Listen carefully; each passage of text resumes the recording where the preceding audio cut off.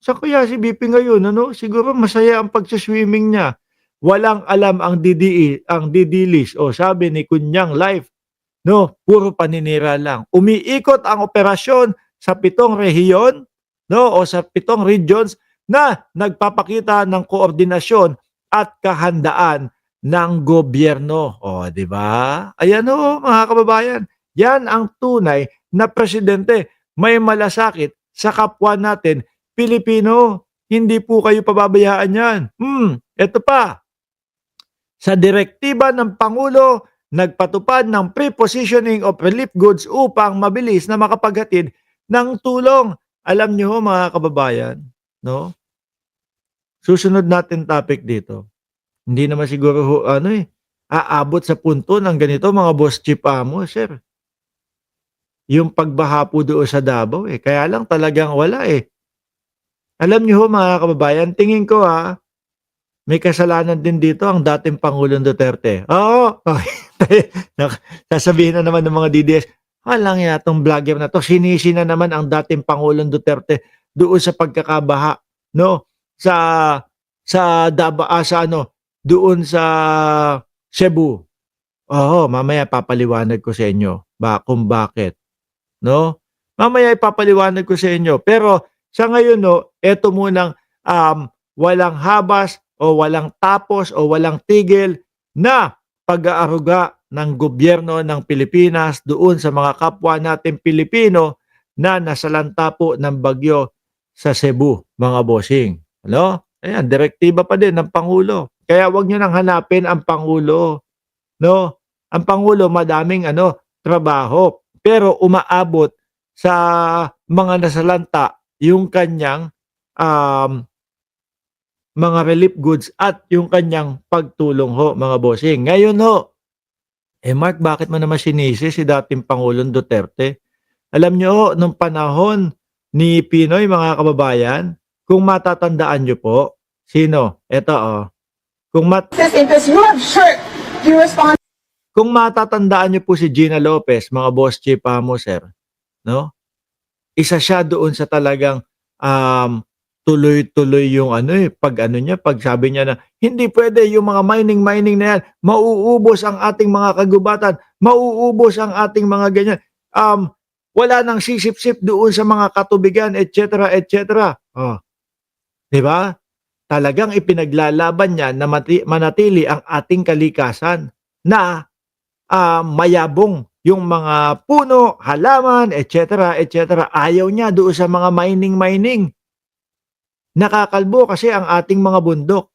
Kaya ito, pakinggan nyo muna ho, mga bossing, yung kanyang ipinaglalaban, ha? Who suffers if you kill the environment? It's the poor. And whose duty? Ayan po, Sino ang mga nahihirapan? Sino ang napapahirapan kapag yung ating mga kapunuan, yung ating mga environment ay sira? Sino? Yung mga mahihirap. Yes po, mga kababayan. Siyempre, yung mga mayayaman, alam niyo naman, ang mga bahay na niyan, bahay na debato. Kapag lumindol, wala, hindi naman magigiba sa sobrang tibay. 'Di ba? Pagka bumaha, hindi naman papasukin yung kanilang bahay ng baha. Dahil nasa safe place, nasa magandang lokasyon. Sino ang kawawa? Yung mga kababayan nating mga nasa laylayan. Oho, mga kababayan. Sabi ni Marilyn Aquino, yes, ang mga DSWD ay galamay ng administrasyon. Hindi pwedeng sa lahat ng sakuna nandoon ang Pangulo. No? Mayroon naman tayong Vice President. Meron ba? Hindi, tanong ko lang, meron ba? Hindi ko maramdaman kasi. Parang lagi lang bring him home, bring him home. Sabi ni Ma'am Virgie Badiola, ang madlang people ang kawawa. Correct. Kaya itong si Gina Lopez, mga bossing, talagang mariin niyang ipinaglalaban po na yung mga pagkalbo ng mga kabundukan at yung mga ganyan ay maubos. Yun ang maubos. Yung mga kumakalbo sa mga kabundukan ho, mga kababayan. Tuloy pa natin. Is it to protect our people? It's the government. And when you make decisions based on business interests, you have shirked your responsibility.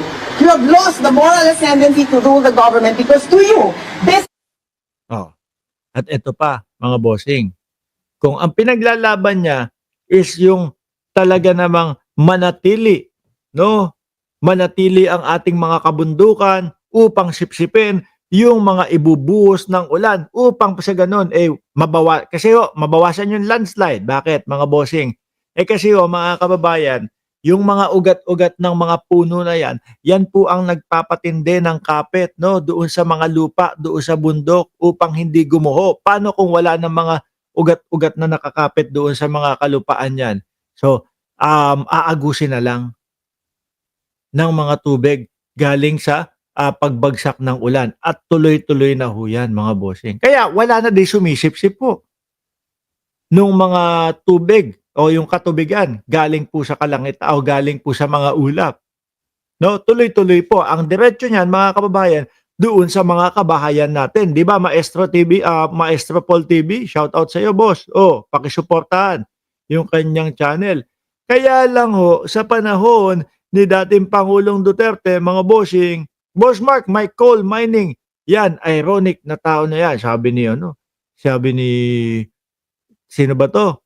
Asan ba yun? Si Mark Estacador.